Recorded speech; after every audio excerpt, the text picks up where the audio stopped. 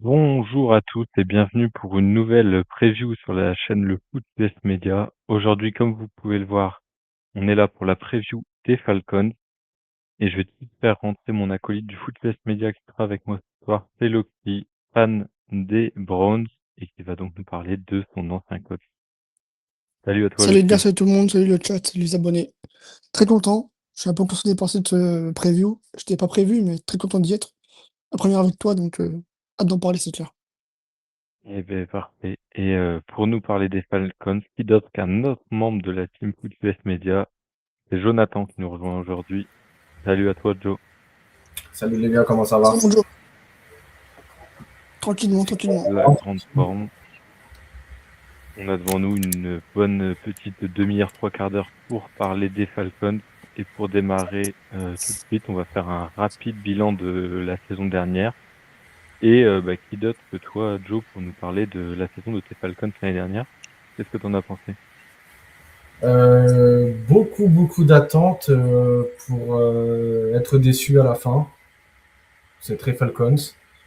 On avait fait une draft très défensif la saison dernière, donc on attendait beaucoup de notre défense et qui a répondu présente.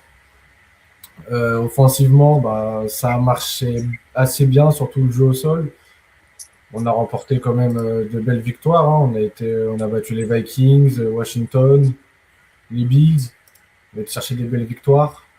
Il y a eu le gros tournant de la saison en week 11 contre les Panthers où on perd Michael Penix sur les ligaments croisés, donc out fin de saison pour lui. Il y a le bon vieux Kirk Cousins qui a pris la relève. On n'attendait pas grand-chose, juste qu'il ne fasse pas effondrer notre saison. Il a tenu la baraque comme il pouvait. Il n'a pas été excellent, il n'a pas été mauvais. C'était une saison un peu spéciale pour nous parce qu'on n'avait plus notre premier choix de draft qui appartenait aux Rams. Du coup, on avait un peu, pour éviter de passer pour des blaireaux, un peu l'obligation de réaliser quand même une bonne saison. Ça aurait été bête qu'on fasse une saison éclatée, que les Rams récupèrent un top 3 pick. Donc non, ça va, on finit au milieu de draft. C'est une saison moyenne. Donc, ça aurait pu être mieux, ça aurait pu être pire.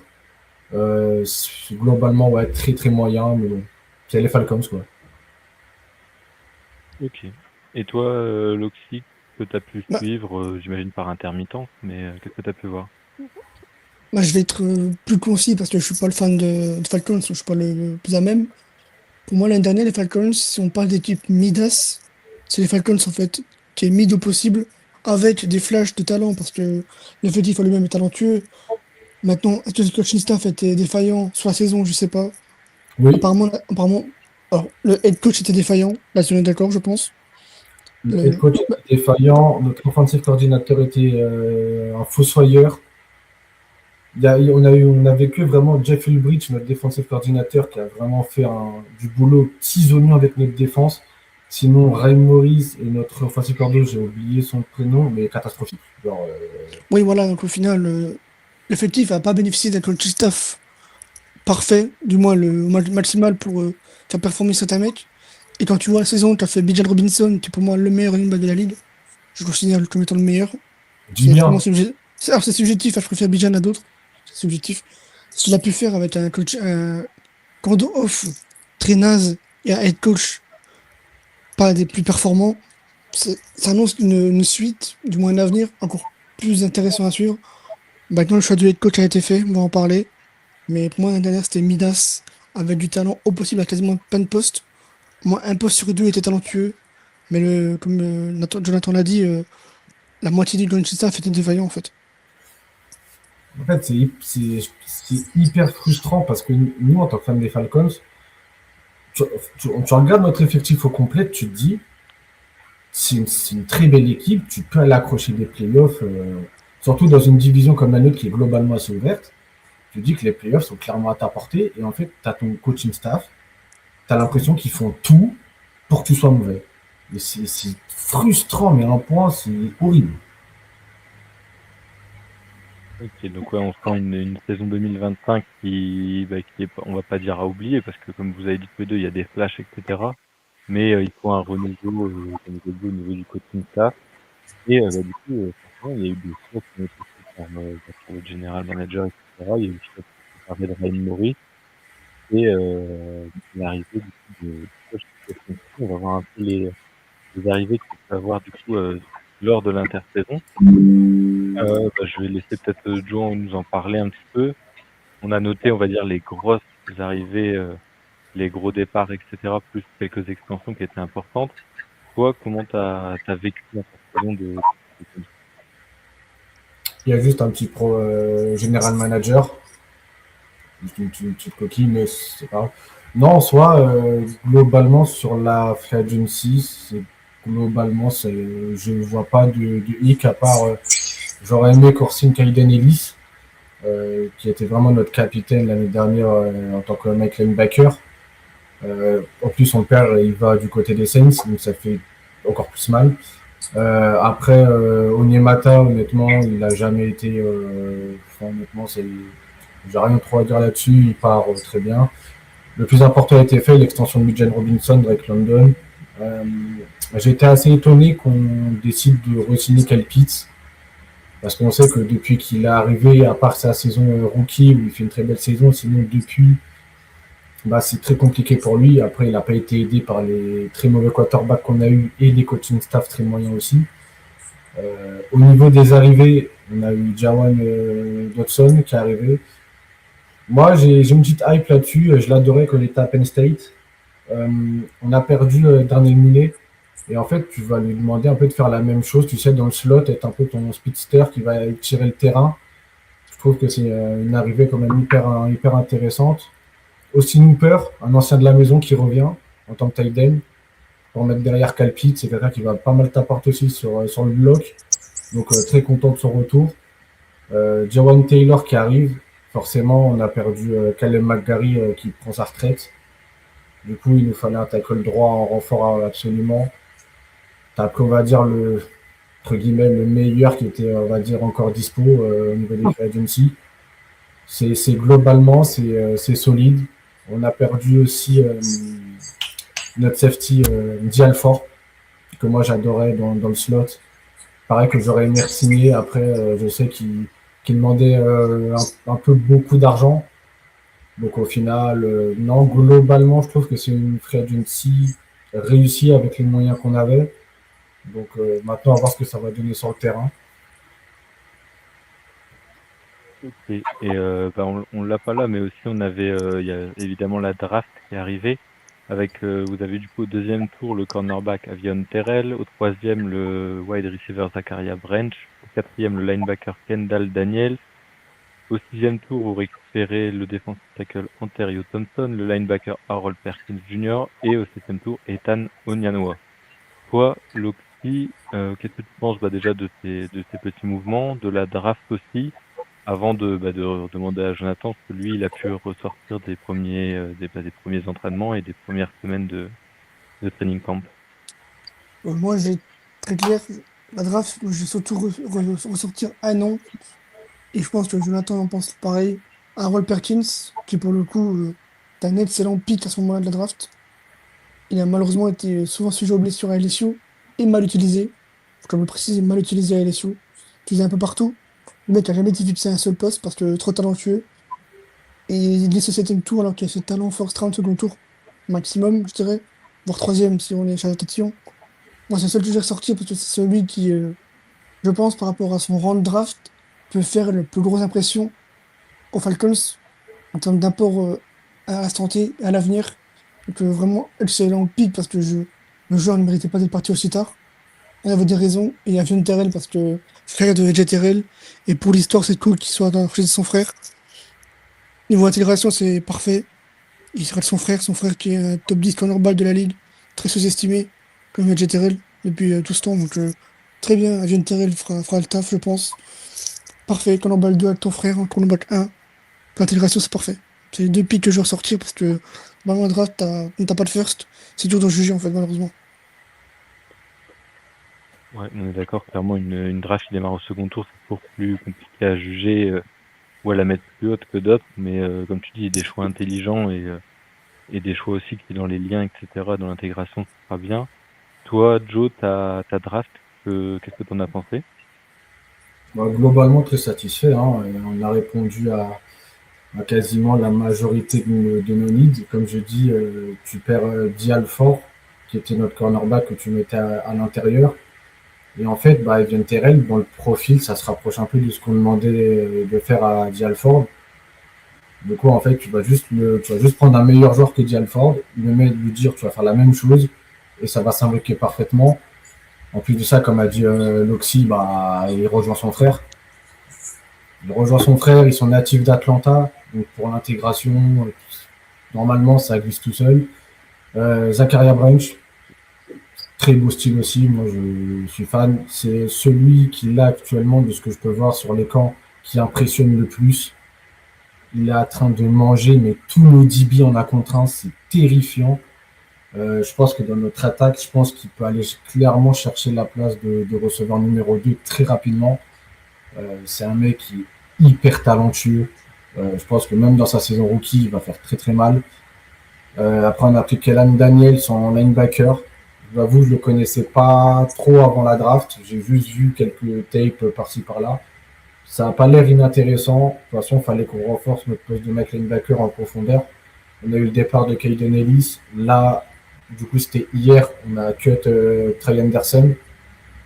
Donc, en fait, tu ramènes un linebacker. Donc, c'est un choix très logique. J'ai vu quelques tapes aujourd'hui. Ça a l'air très intéressant. À voir ce que ça va donner. Après, honnêtement, le defensive tackle qu'on a pris, j'ai rien vu de lui, donc je pourrais pas trop en parler. Et comme a dit, bah, le fameux Harold Perkins.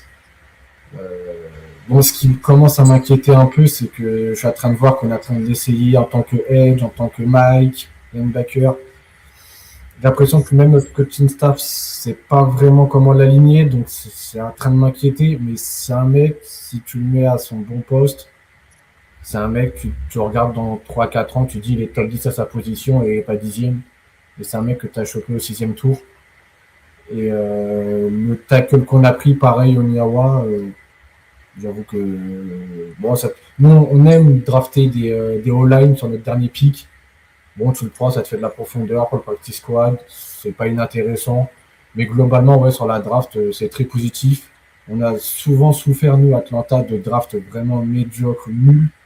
Là, ça fait 2 ans on draft vraiment bien, donc je suis globalement très satisfait. Ok. Et bah, une des grosses infos forcément qui est ressortie de cette intersaison, c'est bah, les changements, comme on disait, au niveau du coaching staff. Donc bah là, on sait que le nouveau coach, ça va être Kevin Stefanski, l'offensive coordinateur Tommy Rees, et vous avez gardé votre défensive coordinateur qui a très bien marché la saison dernière, Jeff Ulbrich. C'est la Bah, meilleure, peut-être cette fois, on va... Comment? c'est la meilleure signature de notre intersaison. Ouais, bah, c'est ce que j'allais dire. Une des choses que moi j'avais notées la saison dernière, c'était l'émergence du coup de James Pierce et de Walker qui ont amené énormément de sacs la saison dernière. On était presque, si je me souviens bien, j'avais cru voir sur un record de franchise. Euh, Qu'est-ce que toi, peut-être pour démarrer par Joe, tu disais la meilleure signature du coup c'est Jeff Ulbrich. Est-ce que tu es quand même heureux du nouveau coach qui arrive et du cordeau offensif? Alors, Cordov, j'avoue, je connais pas trop, je serais peut-être plus Loïc développé sur lui. Après, pour parler de Kevin Stefanski, je pense qu'il a globalement bien prouvé au Browns. Il a quand même pris cette équipe qui était dans un état catastrophique, qui les a ramenés en playoff. C'est un mec avec beaucoup d'expérience. Je sais que que dans le coaching, ça voulait un mec, enfin pas le coaching, mais notre manager voulait un gars Enfin, un mec de l'expérience, il voulait pas un offensive coordinateur ou un defensive coordinateur pour le passer head coach. Il voulait un mec qui était head coach, qui avait de l'expérience. Dans les coachs qui étaient disponibles, bah, Stefanski, c'était le meilleur choix à faire à ce moment-là. Honnêtement, c'était pas mon choix numéro un, mais je crie pas sur le choix. Clairement, je suis très content de sa venue. Comme dit, il a prouvé de belles choses avec les Browns. Il va retrouver un peu chez nous à Atlanta avec l'offense, un peu ce qu'il avait du côté des Browns. Il avait un bon tight end, un beau job running back. Là, en plus de ça, bah, il va avoir en plus de bons receveurs. Maintenant, le point d'interrogation, ça va être forcément le quarterback. Mais non, très heureux de l'arrivée de Stefanski. Je pense que vraiment, il va faire de très belles choses avec notre équipe. Ok, parfait. Et bah, du coup, pour réagir, forcément, Loxy, toi, qu'est-ce que tu penses du choix? Bon, on sait déjà un peu ce que tu pensais du bonhomme, etc. Est-ce que tu penses que c'est un bon environnement pour lui et qu'il y a des choses à développer? Je vais être honnête, avec plus de réflexion et d'images que j'ai pu voir des training camp, c'est trop tôt pour qu'il prenne un poste. Pour moi, il était fatigué, épuisé et totalement pas précis. Tu dois être surpris quand tu aimes le football de reprendre une équipe, mais pour moi, c'est trop tôt pour lui. Pas que les Falcons soient un mauvais choix, mais juste c'est trop tôt. Et je suis pas sûr qu'en année une, ça marche. Je le souhaite, hein. C'est un chouette type. Mais pour moi, la décision pour lui d'accepter un poste n'est pas la bonne. Et ça serait quand même très chiant que ce soit les Falcons qui en pâtissent le prix, ce qui serait très dommageable. Maintenant, c'est leur choix, leur décision. Si ça marche pas, c'est en partie de la faute du GM et du coach du front office. Ceux qui prennent le pari, enfin, le pari, entre guillemets, qui prennent mettre le billet dessus. Moi, je n'aurais pas fait du recul. À l'instant T, son limogeage était OK pour que les franchises soient intéressées. Parce que, qu'on se dit, c'était avant Monsieur Arbo, c'est le meilleur candidat dispo. C'était le meilleur choix possible. Parce que deux fois coach of the year, il va deux fois en plus avec les Browns. Une fois, il doit battre les Chiefs, mais il donne pas parce qu'il y a TD refusé pour pas accepté du coup à plus de targeting en red zone. Classe non classe, tu pas sifflé. La deuxième fois, c'est Joe Flacco qui sort de sa retraite, il va en playoff. Enfin, il a quand même des accomplissements qui veulent croire que ça va marcher, mais le mec, j'ai l'impression qu'il a perdu cette aura qu'il avait au début de carrière. Parce que Vikings, c'était un mec qui était très respecté, qui était reconnu offensivement, qui a bien fait marcher Kirk Cousins et Dalvin Cook. C'était très très fort ce qu'il faisait aux Vikings. Avec les Browns, il a perdu un peu de sa superbe, c'était moins flamboyant, ses choix étaient moins bons. Il a deux fois donné l'appel de jeu à son Gordoff, c'était pas rassurant. Deux années de suite en plus. Et la communication de Stefanski est quand même très neutre. C'est un peu des phrases écrites à l'avance. J'annonce les Falcons, vous allez faire un bingo de ces phrases et savoir quelle phrase il dit à chaque fois en fait en conférence de presse. C'est souvent pareil en fait, le mettre trop neutre. Il dégage rien de spécial et pas unique. Donc moi, pour moi, j'étais fatigué en fin de course. J'aurais laissé un an de répit. Et après, si vraiment ton coach marche pas du tout, tu prends Stefanski, c'est parfait. Mais vraiment, du recul, je suis plus du tout sûr du choix. Mais c'est vraiment pas contre le bonhomme, mais plutôt contre la situation et la période dans laquelle il vient. Et Tommy Rees, on sait pas vraiment ce qu'il vaut parce qu'il a jamais eu l'appel de jeu à Cleveland. C'est une fois pour 5 6 matchs, parce qu'on lui a donné. Mais Stefanski est le leader d'attaque, c'est lui qui appelle les jeux, c'est lui qui fait tout. Donc, alors, Tommy Rees était très bon à Baba. Il a fait des belles choses à Notre-Dame aussi. Mais bon, ça remonte un petit peu, donc à voir. C'est un mec qui a la cote en NFL, c'est un mec qui monte. À voir le rôle qu'il aura. Mais avec du recul, je suis vraiment pas fan des choix, quoi. Mais moi, après, je trouve je trouve un peu dur. En fait, moi, je trouve que Stefanski, l'environnement Browns, ça l'a détruit. En fait, je pense qu'on lui a imposé certaines choses, que le proprio, machin, certaines personnes lui ont imposé. Nous, à Atlanta, notre proprio, il va tout laisser faire. Il laisse tout le monde gérer. C'est chacun son poste et faites votre taf. Je pense que Stefanski va retrouver cette flamme chez nous parce que nous, notre proprio, tout ça, il laisse tout le monde bosser, faire son taf. Fais ton taf, prouve. Après, oui, si t'es mauvais, bah, salut. Mais on va te laisser bosser et faire ce que tu as envie de faire. En fait, je pense que Stefanski, vraiment, les Browns, ça l'a usé mentalement. Genre, il n'en pouvait plus. Et je pense que c'est lui qui peut vraiment genre, retrouver cette flamme qu'il avait. Bah, tu vois, justement, c'est à cause de la situation avec les Browns quand ça s'est fini les deux saisons précédentes. Je veux pas te livrer, j'aurais pas pris un poste, tu vois. Alors, les Falcons, le poste est intéressant, hein. T'arrives, t'as Alpiz avec London et Bill Robinson dans ton équipe, t'es content, tu vois. T'as toute offensive, tu veux y aller, tu vois.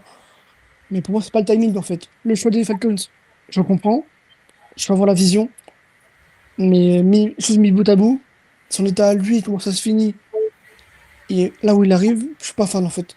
Moi, ça marche, logique, parce que le mec est compétent. Si ça marche pas, ben, ce sera juste parce que mentalement, il est pas prêt, quoi. Mais après, si lui, il accepte le poste, c'est peut-être qu'il se sent prêt mentalement aussi. Hein. Peut-être c'est un Après, oui, déni, hein. Peut-être c'est un déni, euh, hein. le poste à Atlanta, forcément, il y a Il a pire comme envie, bien endroit sûr. pour Bah atterrir. oui. Mais je pense que si d'un côté il le prend, je pense que parce que le projet, ça lui fait kiffer et que je pense que dans sa tête, il est un minimum prêt pour essayer de le relever. De Ah bah j'espère pour lui, bien sûr. De Ah oui, toute façon, j'aime bien les Falcons, j'aime bien le coach, donc en soi, j'aime que ça marche. Mais je suis pas sûr. Ok, donc on est plus sur une vision du est-ce que le timing est bon, est-ce que ça va fit dès le début. Bon, voilà, c'est On plus verra dans timing tous que les le choix, quoi. C'est plus timing que le choix, ouais. Ouais. Ok, donc ouais, c'est plus ça. Bon bah de toute façon, ça c'est des choses qu'on verra tout au long de la saison. Toi, Joe, en tant que de fan des Falcons, aujourd'hui, avec le début des training camps, etc., qu'est-ce que tu vois comme les principaux atouts de ta franchise?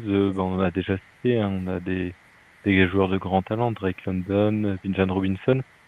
Qu'est-ce que c'est pour toi les gros points forts de ton équipe, mais aussi les petits points d'inquiétude qui, toi, peuvent persister avant le début de la saison? bah, le point fort, ça va être comme depuis quelques saisons maintenant, ça va être notre jeu au sol. Forcément, notre jeu au sol, ça va être notre atout majeur. Je pourrais pas trop parler de l'attaque dans sa globalité parce que actuellement, au niveau des quarterbacks, c'est très compliqué. Michael Penix, on ne sait pas si c'est lui qui va démarrer. Si c'est Chua qui démarre, bah, je suis pas des plus sereins. Euh, après, niveau de la défense, je pense que notre backfield défensif avec nos corners, AJ Terrell, Evan Terrell, notre paire de safety, Desi Bate et Xavier Watts, je pense qu'on tient l'une des top paires de DB de NFL, ça sera nos gros atouts. Ouais, et le gros point noir, le gros signal rouge, oui, c'est le quarterback. Parce que on en a vraiment deux. Tu as, bah, c'est terrible. On sait que sur un match, sur un coup, ça peut être terminé pour lui. Penix, de ce qu'on a vu depuis qu'il est arrivé chez nous, je ne suis pas convaincu encore que ça peut être le quarterback d'avenir. Et en plus de ça, c'est quand même un joueur globalement très fragile. Du coup, ouais, le gros point noir là actuellement, ouais, c'est le poste de quarterback. Ok. Donc là, les quarterbacks, tu disais justement dans les dernières infos, on ne sait pas encore où va être Penix. Est-ce qu'il sera remis pour la week 1? Est-ce que c'est toi qui va jouer? Est-ce que pour toi, c'est des choses qui peuvent faire que le début de saison peut être amené à être un petit peu, on va dire, à ne pas juger trop rapidement, dans le sens où est-ce que dès le début, je pense que les jeux vont être mis en place, etc., ou est-ce qu'il va falloir attendre quand même quelques matchs pour se dire est-ce qu'on peut les juger dès le début? Non, non, non, et je pense que dans n'importe quelle équipe, tu peux pas juger une saison sur 3 matchs. Tu as toujours, t'as toujours une remise en jambe, une reprise qui peut être plus ou moins compliquée en fonction de ta situation.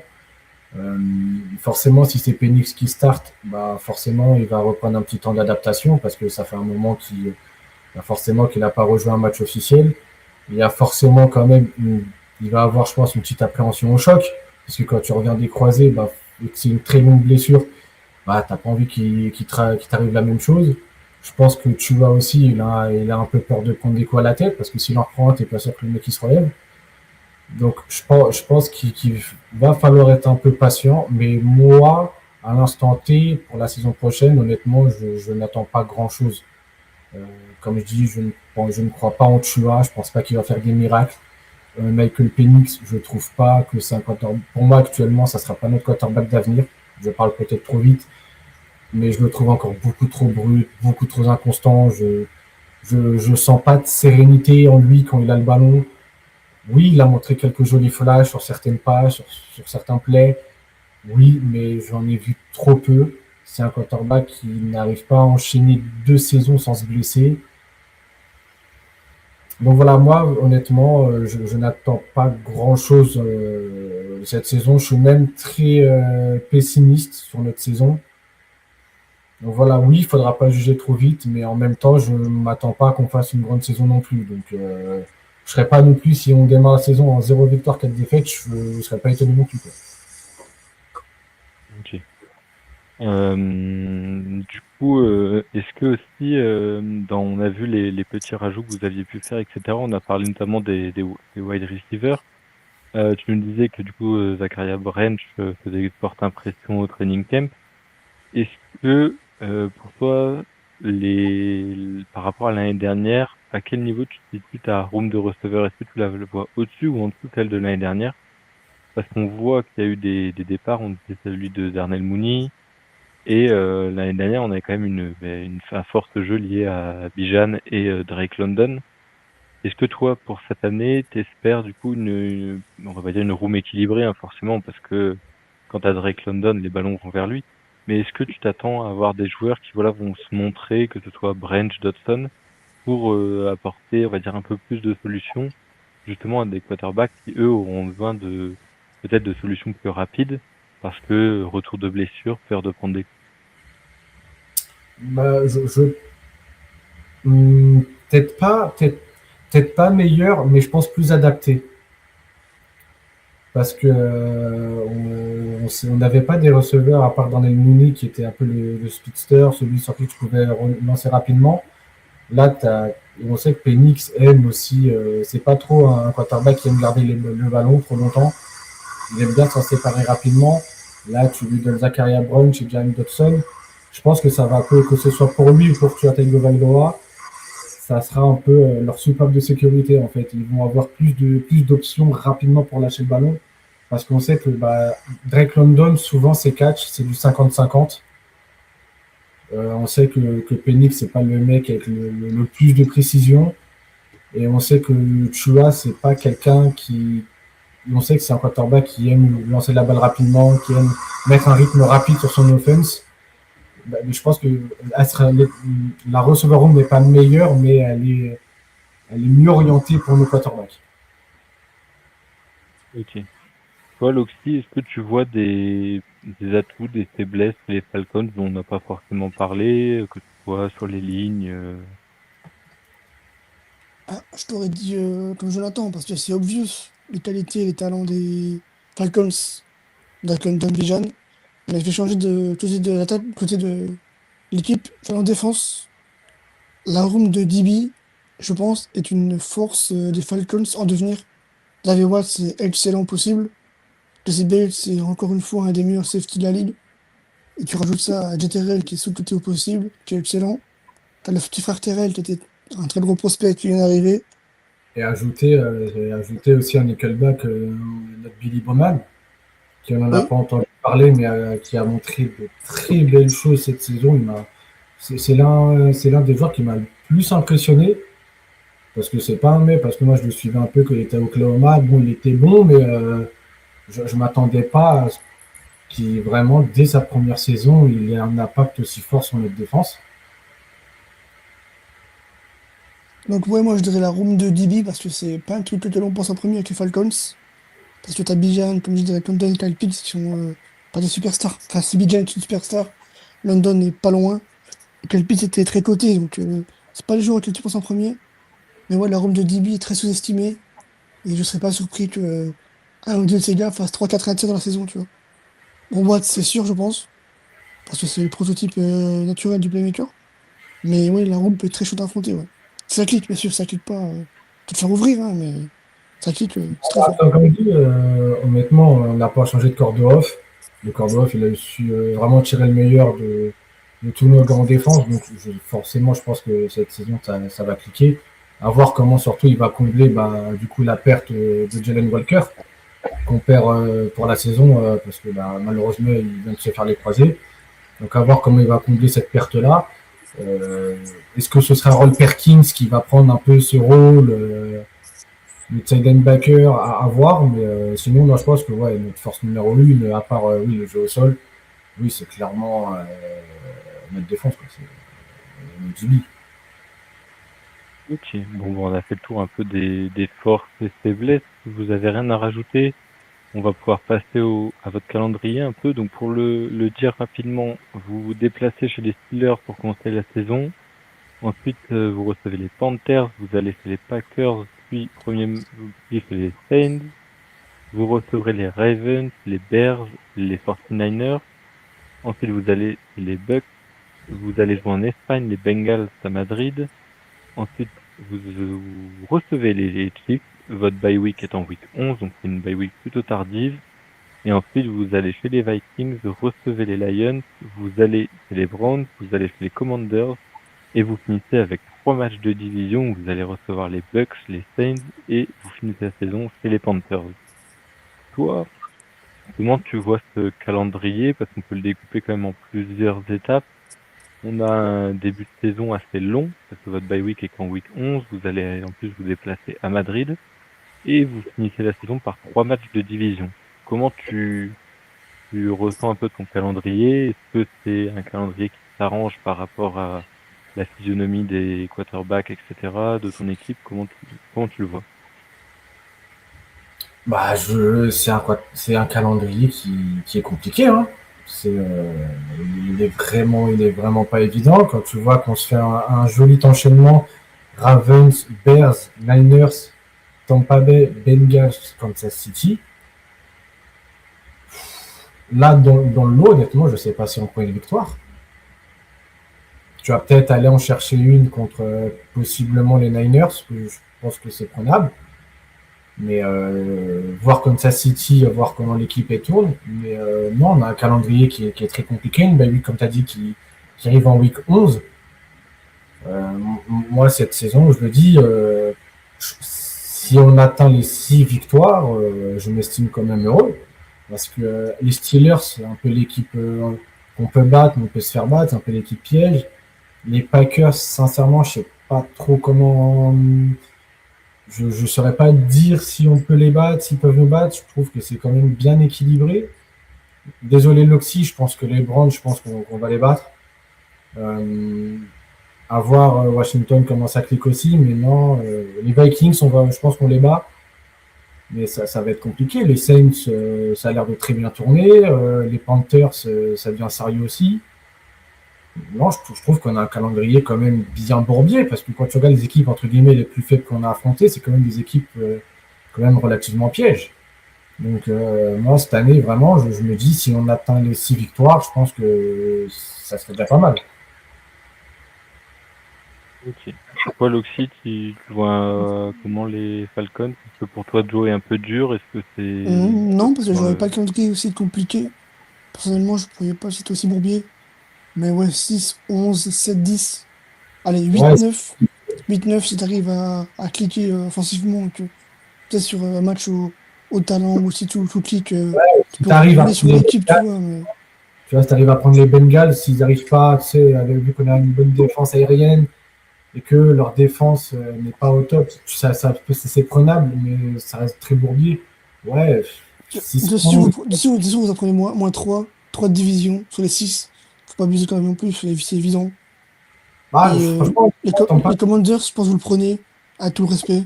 Vikings peut-être, mais Steelers c'est possible. Mais ouais, c'est Bourbier, 7-10 au mieux, quoi. En Ouais, l'état, hein. Après, si vous gagnez plus de matchs possible, hein. Bon, en l'état, c'est 7-10, 6-11, quoi. c'est ça. Moi, je vois honnêtement, là, parce qu'en plus, tu prends les Steelers en week 1, comme je dis, je sais même pas qui sera le QB partant. Là, vraiment, ouais. 6-11, ouais, 6-11. Je vois pas, honnêtement, j'essaie de retourner. Depuis cet après-midi, je suis sur notre calendrier, essayer de tirer le meilleur, mais non, j'y arrive pas. Pour moi, ce sera 6 victoires, 7 grands max. ouais, moi j'étais à peu près dans ça. J'étais plus comme Loxy entre 7 et 9. Mais comme tu dis, tout va dépendre de l'attaque. En fait, si l'attaque clique, votre défense vous fera gagner les matchs parce que l'attaque ira mettre peut-être une 21 vingtaine de points. points et voilà, et la défense maintiendra en dessous. Après, comme on le sait, vous avez une division aussi qui est très très homogène. Il y a des équipes, certaines en reconstruction, certaines dont on attend peut-être un peu plus par rapport aux saisons d'avant. Tiens, toi, par exemple, dans ta division, tu la vois un petit peu comment tu le vois par rapport à tes adversaires de division? À l'instant T,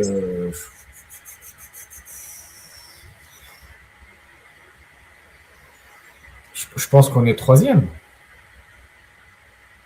Je pense qu'à l'instant T, on est troisième. Je pense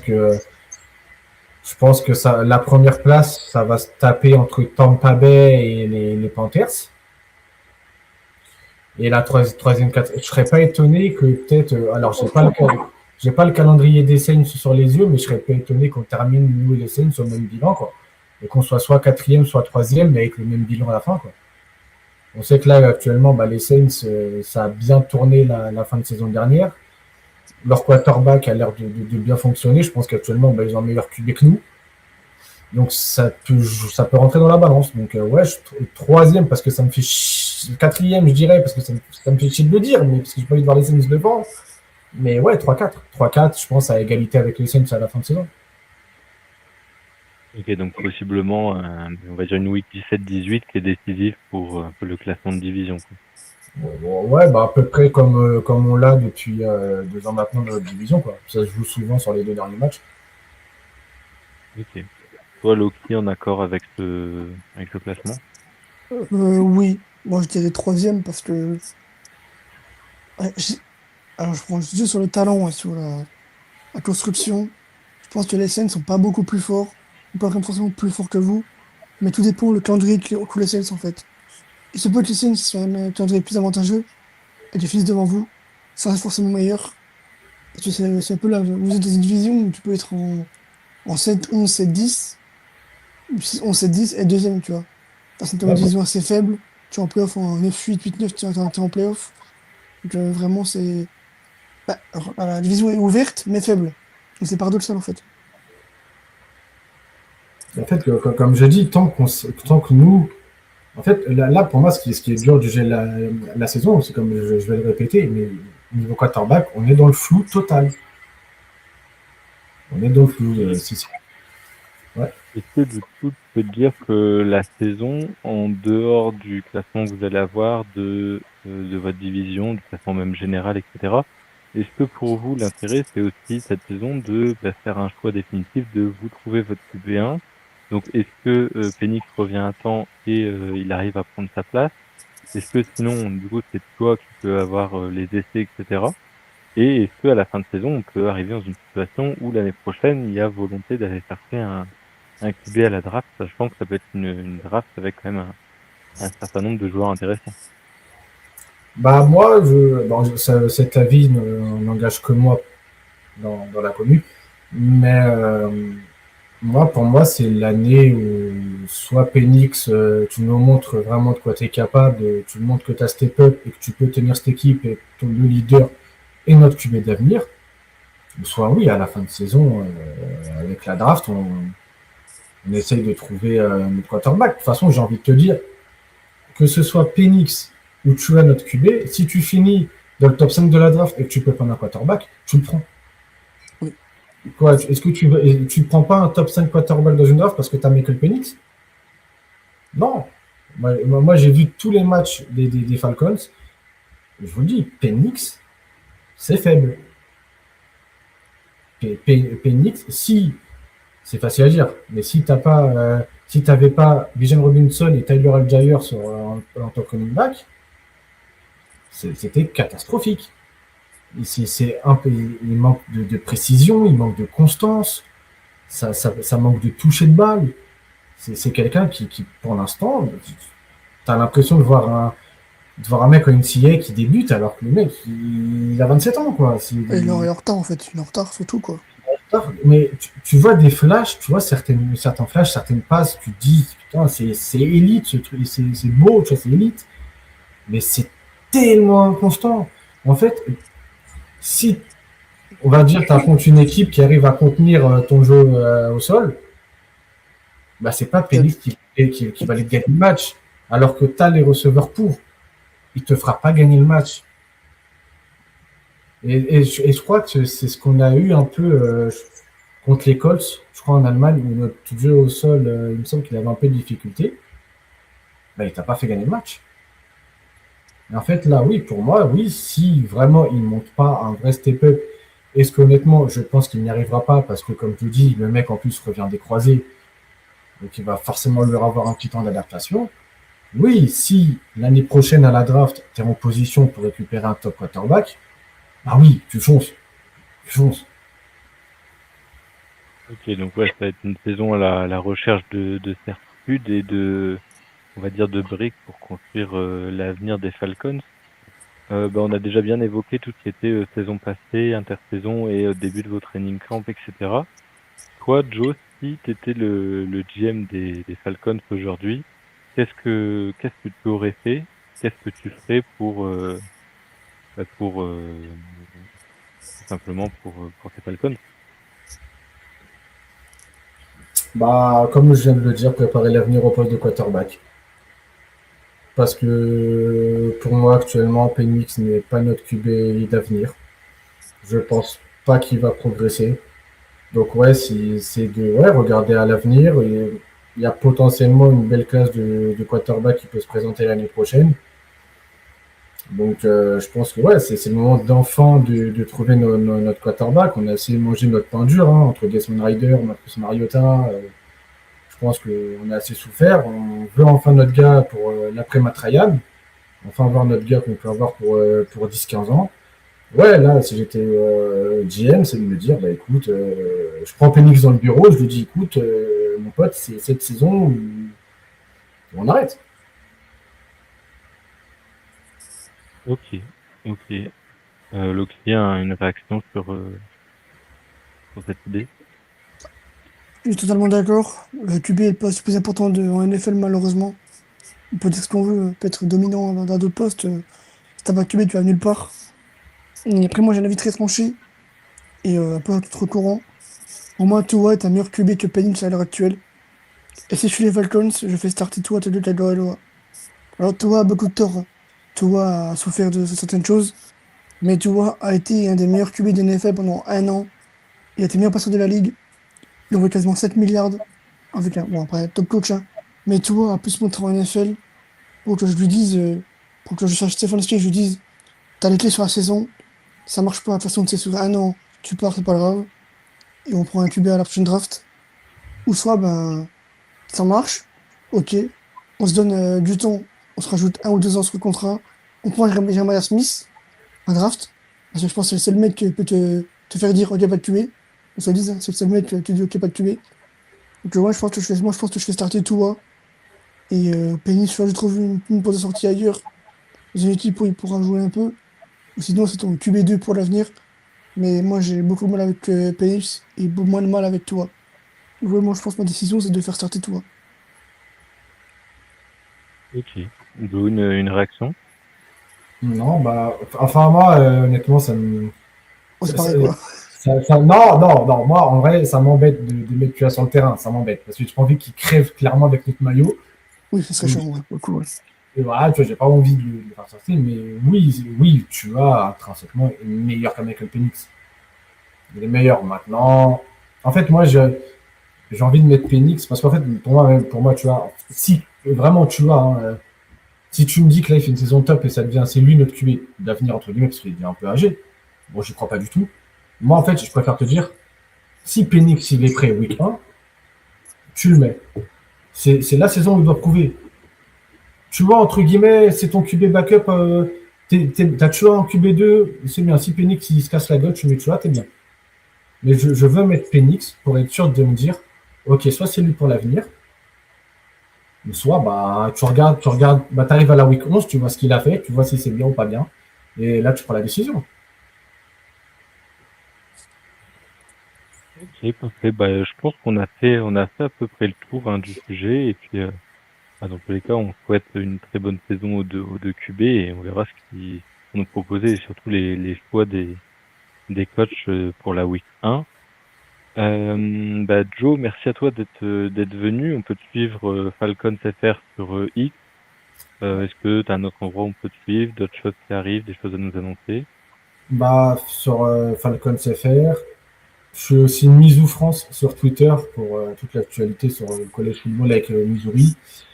Et aussi, pour ceux que ça peut potentiellement intéresser, je suis aussi sur les Scouts FR.